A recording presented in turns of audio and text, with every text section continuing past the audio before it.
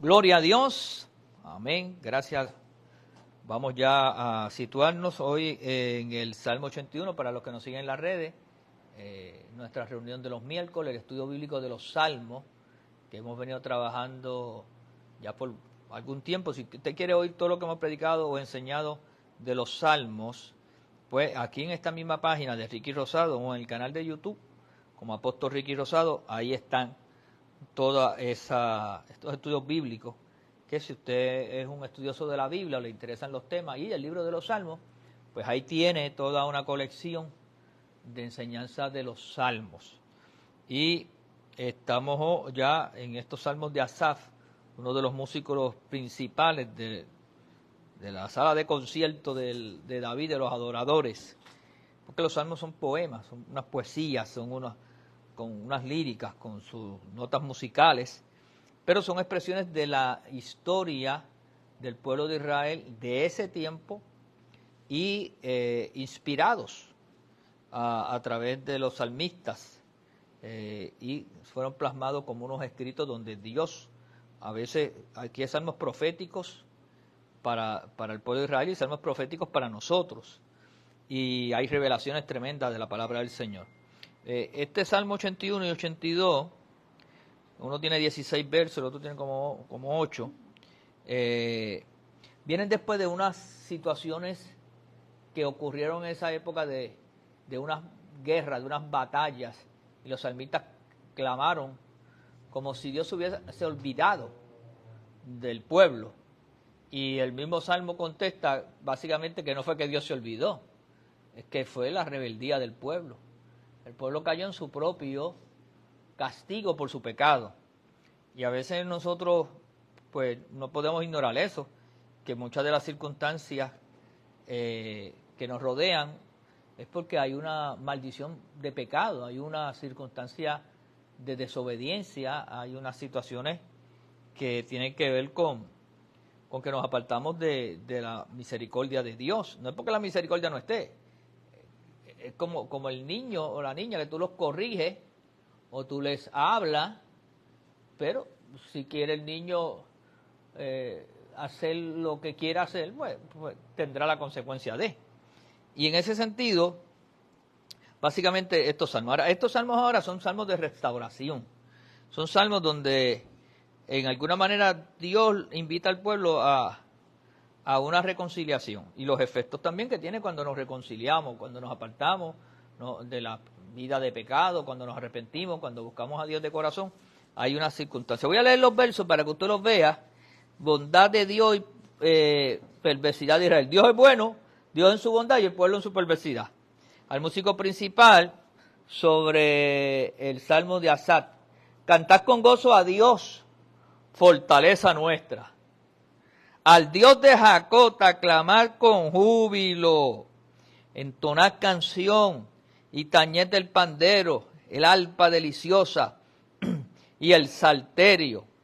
Tocar la trompeta en la nueva luna, en el día señalado, en el día de nuestra fiesta solemne, porque estatuto es de Israel, ordenanza del pueblo de Jacob. Los constituyó como testimonio en José cuando salió de la tierra de Egipto. Oí lenguaje que no entendía. Aparté su hombro de debajo de la carga. Sus manos fueron descargadas de los cestos. En la calamidad clamaste y yo te libré. Te respondí en lo secreto del trueno. Te probé junto a las aguas de Meriba.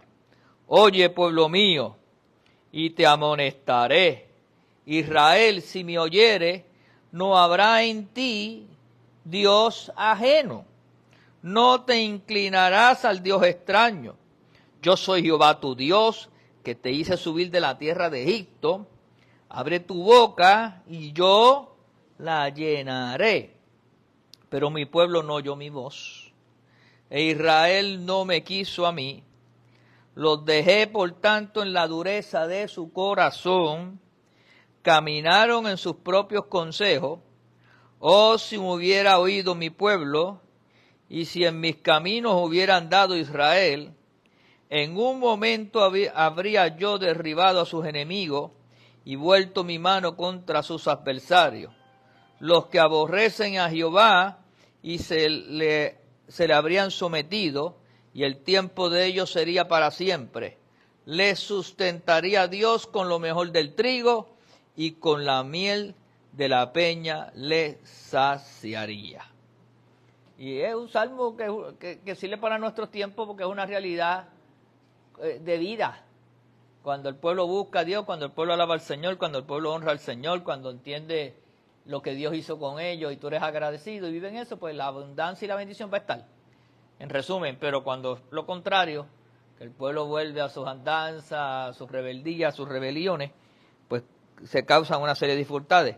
Vamos a desmenuzar un poquito en la introducción del Salmo, significado de los rituales religiosos. El Salmo 81 es un salmo de adoración que se usaba aparentemente durante la celebración llamada la fiesta de las trompetas, en relación con el Yom Kippur, que es una fiesta judía, ¿verdad?, que nosotros todavía la celebran, en el día de la expiación, y la fiesta de los tabernáculos, que era cuando se reconocía que Dios había librado al pueblo de Israel y habían salido de Egipto, ¿verdad?, y se expiaron sus pecados. Esas eran festividades otoñales que se celebraban para fines de septiembre y octubre, comienzo de octubre, en los meses nuestros, ¿verdad?, según nuestro calendario, y se señalaban el comienzo del año nuevo, el año nuevo civil. Más que ninguno de los otros festividades religiosas judías, estas se concentraban por la gozosa celebración de la bondad de Dios. Ellos celebraban, pero con un gozo y con una fiesta, la bondad de Dios, lo que Dios había hecho con ellos, recordando la liberación de Egipto, ¿verdad? El propósito de este salmo parecería ser interpretar al pueblo el significado y las lecciones prácticas que podrían extraerse de las celebraciones ceremoniales. El pueblo de Israel tenía muchas ceremonias y muchos de los rituales. Y entonces ellos hacían toda esta fiesta con ese propósito, pero el significado se estaba perdiendo, ¿verdad? Uno de los principales problemas de la vida religiosa, y oiga esto, porque esto nos pasa a veces, caemos en rituales religiosos, pues uno de los principales problemas de la vida religiosa es la pérdida del significado del ritual. Esto se convierte después de mucho tiempo de la gente estar haciéndolo, en repeticiones mecánicas de fórmulas que han perdido su propósito en la vida. La gente sigue repitiéndolo y llega el momento que van olvidándose por qué lo hacen. Y lo hacen porque hay que celebrar. Vea, como a veces nosotros celebramos Acción de Gracias, porque es el día del pavo. Pero eso no es el propósito. El propósito número uno es darle gracias a Dios, recordando lo que aquellos conquistadores de las 13 colonias, cuando vinieron buscando la libertad religiosa, llegaron a Estados Unidos, comenzaron a dar gracias porque Dios les había dado una nueva tierra, un nuevo lugar para su libertad religiosa. Y entonces nosotros, pues en los tiempos modernos, debemos por lo menos darle gracias a Dios por todas las bendiciones que nos ha dado durante el año. Pero a veces la gente lo que quiere es a comer pavo. El día del pavo. Y entonces se pierde el propósito. Y eso pasa mucho con algunas cosas que por eso yo pienso a veces que entonces deben ser sustituidas en alguna manera, si no lo vamos a hacer como con el propósito que conviene, ¿verdad? O que se diseñó. Uno de los teólogos, Perowitz, comenta que no podrá haber una concepción mayor de la verdadera significación de las fiestas religiosas de la nación. Son todas y cada una de ellas memoriales de amor y el poder de Dios. Tú lo que estás recordando es el amor de Dios. el poder de Dios. Esas fiestas eran para eso, para darle gracias a Dios, para recordar la bondad de Dios. Pero momentos elevados para dar inmediato testimonio de su bondad y de la ingratitud y perversidad de Israel. Israel, en vez de reconocer a Dios, habían comenzado a vivir vidas que deshonraban, eran ingratos.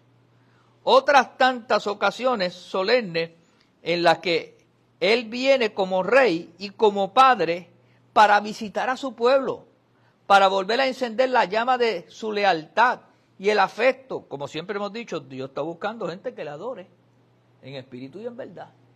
Y una de las funciones nuestras es adorarle, honrarle, glorificarle, porque Dios es gratificante, esa expresión nuestra de agradecimiento. O sea, es un principio espiritual, el agradecimiento, y se manifiesta en las cosas espirituales a través de la adoración. Por lo tanto, Él viene como rey y como padre para visitar a su pueblo, para volver a encender la llama de la lealtad y el afecto, para desparramar entre ellos los tesoros de su generosidad, dar esta interpretación a la festividad, poner bajo su verdadera luz el gozo nacional y la celebración, parece haber sido el objetivo del salmista. El salmista lo que procuraba era que la gente entendiera que a través de esa ceremonia de la fiesta de las trompetas era para adorar, era para honrar, era para glorificar al Señor. Y por eso es que vemos que este salmo comienza con esas expresiones que cuando lo vemos al principio, que comienza diciendo, cantad con gozo a Dios. ¿Veis toda esa expresión? Vamos a verlo ahí ahora en el verso 1. El título de esta primera parte del salmo surge de la misma palabra que emplea su autor. Comienza invitando al pueblo a unirse en el gozo y la adoración de la festividad. La música gozosa, tanto cantada como la instrumental, debe caracterizar la adoración a Dios. Era la manera de la expresión de que se adoraba, algo que nosotros hemos adoptado, y más nosotros acá los latinos. Nos gusta adorar a Dios con instrumentos, con cánticos, con danza, con música, con expresiones, ¿verdad? De alabanza al Señor. Cantad con gozo a Dios, fortaleza nuestra, verso 1. Es la invitación al Dios de Jacob para aclamarlo con júbilo, para celebrarlo con gozo, con júbilo, ¿verdad? La frase entonad canción significa literalmente traer una melodía o elevarte una canción, ¿ves? Es cantar, con el ritmo, con la melodía, ¿verdad? De esa expresión. Entonces, ¿qué vas a usar? Pandero, arpa, salterio, la trompeta. En este caso, la trompeta es lo que los israelitas le llamaban el shofar. No es la trompeta que tú y yo vemos, ¿verdad? Que es de pistones o que es un sonido más refinado. Eso era un sonido más chillón, era como una especie de cuerno de antílope que todavía se utiliza en las sinagogas durante esta misma festividad. Todavía lo usan. De hecho, aquí la usan en los ministerios de danza, que se ven el ruido así que si uno no está muy pendiente se azora cuando lo oye. Pero era ese ruido así del shofar. En Números capítulo 29 habla de esa expresión en el verso 1. En la nueva luna es el día señalado, ¿verdad? Que se hacía comenzaba esta fiesta. También se llama luna llena. Los que saben mucho de agricultura conocen, ¿verdad?, esos principios para la siembra, ¿verdad? Como reconocimiento de que esta festividad comienza en el primer día del mes y terminaba el día 15.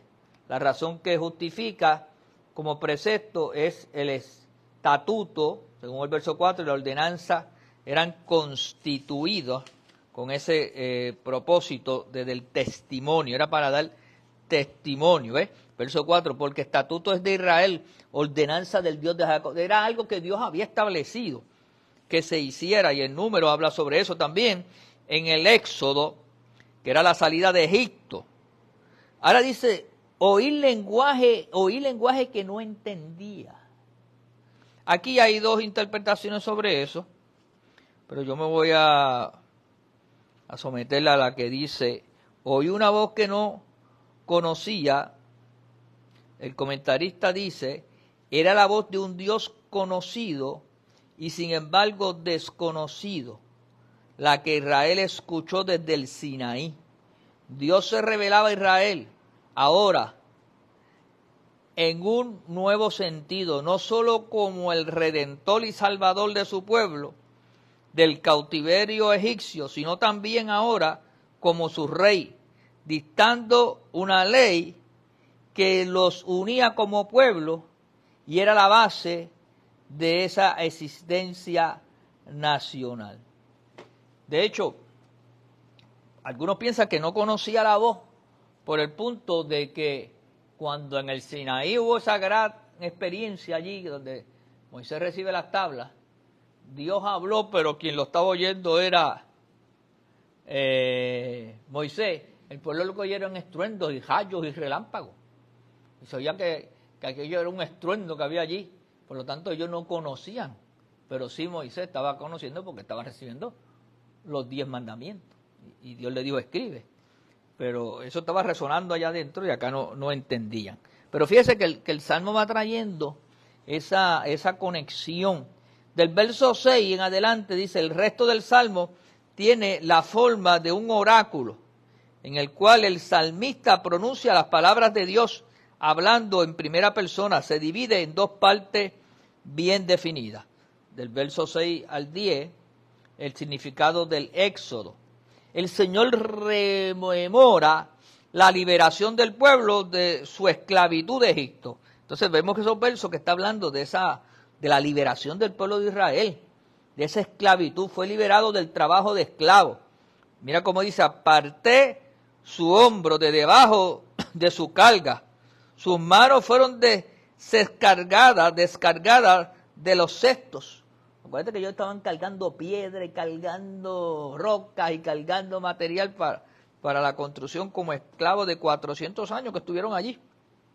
Es probablemente una referencia al tipo de trabajo que los israelitas debían realizar en Egipto. Éxodo 1:11, el 13, el 14, Éxodo 5 del 6 al 10. Es la liberación. Dios responde en lo secreto del trueno. Allí Dios estaba manifestando. Una referencia quizás a la nube del Éxodo. ¿Se acuerdan que Dios le hablaba a Moisés de la nube y había una nube que estaba con ellos y muchas experiencias que tuvieron en esas circunstancias? Por lo tanto, una referencia quizás a la nube del Éxodo, que está en Éxodo 14 y 19, o en el Sinaí, Éxodo 19, 16 al 25. Te probé, te sometí a prueba, junto a las aguas de Meriba. Eso está en Éxodo 17, del 1 al 7. Y es la referencia bíblica con respecto a eso. Y lo bueno que la Biblia te demuestra es el contexto, la narrativa. Tú vas a ver que te va validando, que te va evidenciando. Entonces el Salmo está evidenciando todo lo que dice el libro de Éxodo, todo lo que dicen los Pentateucos y lo que luego los diferentes procesos bíblicos van subrayando de lo que ocurrió y lo que pasó en esa manifestación, ¿verdad? Es en vista de la bondad que ha usado con ellos, la bondad de Dios. Dios pide la lealtad a su pueblo. Si Dios ha sido bueno, ha sido bondadoso, lo que te exige es que fidelidad, lealtad. Te amonestaré, dice el verso 8. En hebreo dice, daré testimonio contra ti. La cuestión más importante en juego durante toda la historia de Israel, hasta el exilio, era la adoración de ídolos. El pueblo de Israel, ese era su talón de Aquiles. Como todas las demás naciones y pueblos tenían sus ídolos o sus figuras para adorar, ellos caían. Y a veces cuando no se le permitía a Moisés que que tuvieran un ídolo interno de ellos, cogían las costumbres de los pueblos paganos. Y Dios repudiaba eso, ¿verdad? Porque es una infidelidad. La cuestión más importante en juego durante toda la historia de Israel, hasta el exilio, era la adoración a los ídolos. Ni te inclinarás a Dios extraño. Lo dice ahí el verso 9, se lo vuelve a repetir lo mismo que le había dicho en los mandamientos, ¿verdad? A dioses extraños, a dioses extranjeros. Dios reclama la lealtad, ¿verdad?, exclusiva de su pueblo. El primer mandamiento es: no tendrás dioses ajenos delante de mí. Éxodo 20:3.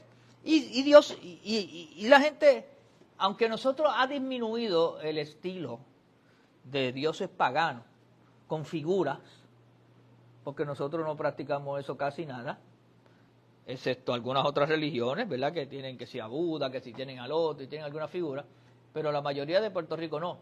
Pero siempre nosotros los pastores y predicadores llevamos a entender que la idolatría es mucho más amplia, que esa figura que parece Dios, en términos de que la gente lo identifica con facilidad, pero hay gente que se amarra e idolatra a otras cosas. Y idolatría no es otra cosa, esa corrupción moral y espiritual que sustituye a Dios. Todo lo que sustituye a Dios, tu vida de que el primero Dios se convierte en un ídolo, que también pues es una deslealtad al Señor, ¿verdad?, sobre eso.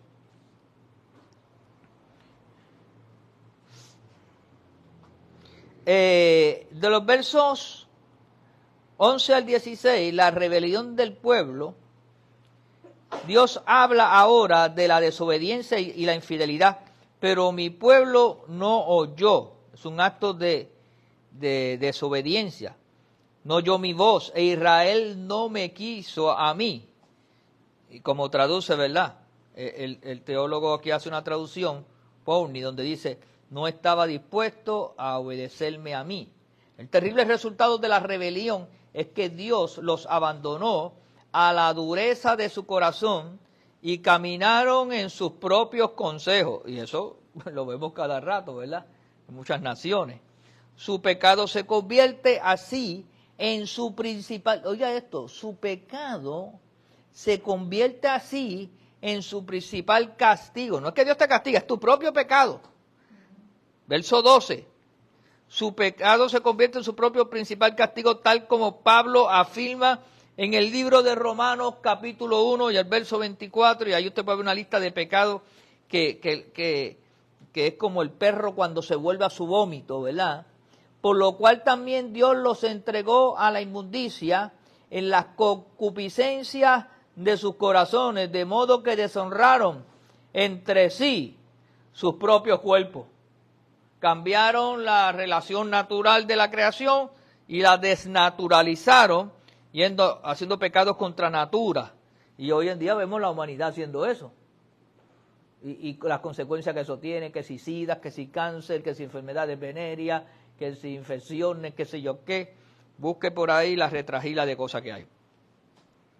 En los versículos 13 y 14 se indica cuán diferente pudiera haber sido la historia de Israel si el pueblo hubiera oído y andado en sus caminos, los caminos de Dios. Dios hubiera derribado a sus enemigos de inmediato, verso 14. Y los que aborrecen a Jehová dentro del propio pueblo de Israel se les hubiera sometido, habiendo sido por él conquistado. Y no habría sido destruido. El tiempo de ellos sería para siempre. ¿Ve? El Señor los habría sustentado como lo mejor del trigo y hubiera satisfecho su apetito con la miel de la peña, con lo mejor de lo mejor. Pero a veces nosotros somos los que escogemos vivir en las concupiscencias y toda semilla negativa tiene un fruto negativo, ¿verdad? En ese sentido. Ese es el Salmo 81. Veamos el Salmo 82.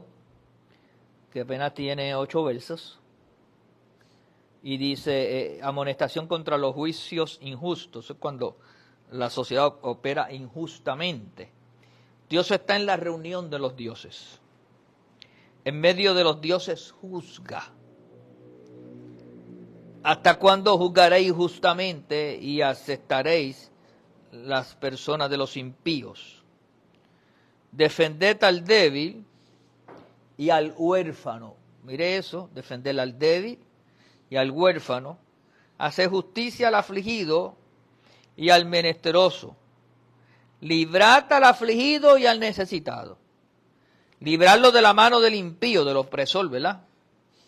No saben, no entienden, andan en tinieblas. Tiemblan todos los cimientos de la tierra. Yo dije, vosotros sois dioses y todos vosotros hijos del Altísimo. Pero como hombres moriréis y como cualquiera de los príncipes caeréis. Mire qué terrible. ¿Sabes? Dios ha puesto a los hombres en lugares prominentes y ellos deshonran las posiciones que Dios le ha dado. Como hombres moriréis y como cualquiera de los príncipes caeréis. Eso se llama vergüenza, se llama deshonra. Levántate, oh Dios, juzga la tierra, porque tú heredarás todas las naciones, porque todo es de Él, por Él y para Él. Entonces, la introducción de este salmo es una visión del juicio. Este es un salmo de sabiduría. El teólogo Morgan caracteriza como un reclamo desesperado que implora justicia. Y eso es lo que nosotros vemos al diario. En muchos lugares, gente implorando justicia. A partir del sentimiento de la mala administración de aquellos que ejercen el poder. Gente que Dios los ha puesto para gobernar, para dirigir, para la toma de decisiones importantes, en vez de beneficiar al débil, al huérfano, al menesteroso, lo que hacen es tratos injustos. Entonces, tienen la administración del poder y lo que hacen es daño. En primer lugar, anuncian que Dios es el juez supremo. Y eso es cierto. Esto equivale a un reconocimiento de la perfecta equidad de las pautas de la justicia. Los jueces que se tienen en mente han pecado al hacer asesión de personas, de los malos, apartándose de este modo del trato que Dios ofrece a los hombres antes que todos ellos son responsables. ¿Qué es lo que te está diciendo? Que Dios nos puso en posiciones para hacerle justicia al necesitado y lo que hacen es abusando de la gente débil, usando mal el poder y para enriquecerse ellos, para proteger los intereses. Entonces el verso 1 y 2, ese verso 1 se traduciría literalmente Dios, Elohim, es la palabra Elohim, que significa Dios de dioses o Padre, Hijo y Espíritu Santo. Está de pie en la congregación de Dios, en su congregación, en la congregación de Él. En medio de los dioses, Elohim, es la pluralidad de Dios, pero ahora ese Elohim que está usando aquí en minúscula ya no es Padre, Hijo, Espíritu Santo, ya es los seres humanos que Dios lo ha puesto en posiciones para dirigir, para gobernar, para tomar decisiones. Entonces, el mismo lenguaje se usa en el versículo 6. Yo he dicho, vosotros sois dioses, con letra minúscula. Debería observarse que Elohim es un sustantivo plural que por lo general se traduce como Dios en mayúscula o como dioses en minúscula, pero que también se usa para designar seres sobrenaturales, tales como ángeles, hombres de rango, elevando su autoridad suprema. Entiéndase, reyes, gobernantes, gente que está en posición. O sea, más que una deidad, es un adjetivo que describe autoridad, ¿verdad? Entonces está la autoridad suprema, la autoridad espiritual, Jehová Dios, y están los hombres que son reyes, gobernantes, primeros ministros, ese tipo de gente que tiene autoridad o que están en eminencia. También en la Biblia se le llama jueces, que no es otra cosa que gobernantes. La mejor comprensión de este versículo indicaría, por lo tanto, que Dios, como juez supremo, en medio de los gobernantes y jueces corrompidos de Israel, los reprende y los condena, porque no fueron justos. Dios les dio la oportunidad les dio autoridad, les delegó poder para gobernar, y ahora lo están menospreciando. Ahora en la gracia, acuérdense que esto está en el Antiguo Testamento, ahora en la gracia, Dios nos ha dado autoridad y poder como hijos. Y es lo mismo, es Elohim. Nos ha dado esa autoridad, real sacerdocio Dios nos llama, pueblo santo, nación adquirida por Dios. Pero tenemos un propósito de vida y a veces no lo ejecutamos. Y cuando tenemos esa autoridad espiritual la usamos mal. Y no se trata de eso.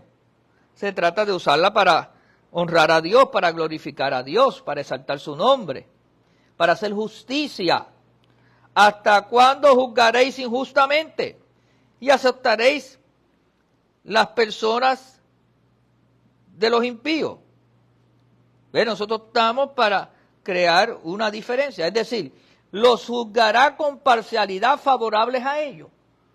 No estamos nosotros para... El juez tiene que ser imparcial, tiene que procurar la justicia. El que le asiste el derecho, pues le asiste el derecho. El que le asiste la justicia, le asiste la justicia. La confianza y su traición. La obligación específica de los jueces era defender la causa del débil. Cuando te toque juzgar al hermano algo, tú tienes que defender la causa del débil, del huérfano, del afligido, del menesteroso. Se supone que en una decisión judicial el más afectado sea el que uno busque en alguna manera de una justicia restauradora, de una justicia que le ayude, porque sea como sea, es la persona más perjudicada en el proceso. Librado debería traducirse rescatado. Las dificultades que tenían los indefensos para hacerse escuchar por los magistrados corruptos están muy bien ilustradas en Lucas 18 del 1 al 6. En contraste con los que deberían ser, estos hombres no saben. Esa palabra no sabe es que no les interesa hacer justicia, pues han cerrado sus ojos a todo lo que pueda llevarlos a una interpretación recta de sus deberes. Andan en tinieblas, permitiendo que solo su voluntad egoísta los guíe, los oriente, hasta el punto que tiemblan todos los cimientos de la tierra. Toda la estructura de la sociedad sufre el desorden y la corrupción. Hermano, y dígame si no es eso lo que vivimos. Usted va a veces con una situación a buscar en una agencia, en algún lugar, tanto la vida privada, en cualquier cosa. Y a veces usted que va débil, con los menos recursos que tiene, a veces no puede pagar ni un abogado o no puede pagar el proceso, no encuentra justicia. Y el que tiene recursos, conexiones y dinero y lo que sea, logra la cosa y te atropella. El sistema no es justo. Dios repudia eso. Y nosotros los creyentes no podemos caer en ese juego. Tenemos que ayudar al menesteroso, al que está en debilidad. Porque es una viuda, una mujer sola, una persona sin recursos. Pues se supone que para eso sea la forma justa y adecuada de atender la crisis, ¿verdad? La situación. Dios ha dotado de dignidad y autoridad a los gobernantes y a los jueces, pero es para que hagan justicia. Con respecto a vosotros sois dioses, son hijos del Altísimo, con respecto al poder y a la responsabilidad que se le ha otorgado. Dios te ha dado una posición, te ha permitido estar en posición, sé íntegro. Si algún creyente, un lavado por la sangre de Cristo, debe garantizar es su integridad, su honestidad, cuando Dios lo pone en un lugar para hacer justicia, ¿verdad? O en algún grado de autoridad, tanto a nivel público como a nivel privado, ¿verdad? Porque son hijos del Altísimo. Pablo describe a los magistrados humanos en el ejercicio de su función Bueno, sí, Pablo describe a los magistrados humanos en el ejercicio de su función como guardianes, oiga esto, de la paz. Así Pablo lo enseña, guardianes de la paz, como poderes ordenados por Dios. Dios le ha dado poderes y son ministros de Dios. ¿Sabe que Dios considera en algunos aspectos a los policías o a los que imparten justicia o los que están en eminencia como una extensión de su autoridad y poder como ministros de Dios? Mire hasta dónde llega la justicia divina, ¿verdad? Sin embargo, hay gente que usa eso de la manera incorrecta.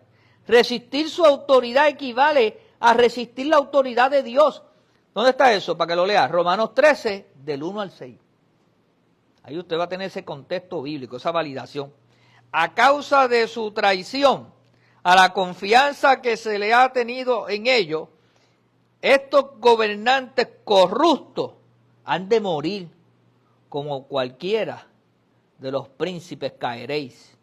Por eso es que lo dice ahí, como hombres moriréis. Su oficio y rango no los salvará del desastre. Ahora, el verso 8 dice que Él es juez de todos. El juez de los jueces es también el juez de toda la tierra, pues puede reclamar a todas las naciones como su propia herencia o posesión. El Salmo concluye con la petición del poeta: levántate, oh Dios, juzga la tierra, porque tú heredarás todas las naciones. Todo es de Él, por Él y para Él. Que Dios añada bendición a su palabra. Espero que hayamos sido lo suficientemente explícitos en dar ese diseño a través del libro de Salmos. Gracias por usted acompañarnos y los que nos acompañaron aquí esta noche y los que luego seguirán y compartirán esta enseñanza que les edifique. Nosotros en la casa siempre sembramos una semilla y honramos a nuestro Dios por fidelidad a través de, puede dar la ofrenda, sus diezmos a través de CFC, en ATH móvil CFC Fe y Gracia. CFC Fe y Gracia. Que Dios añada bendición. Nos vemos el domingo en la palabra, en la administración. Y seguimos orando en el WhatsApp y ministrándonos los unos a los otros. Dios los bendiga a todos. Amén.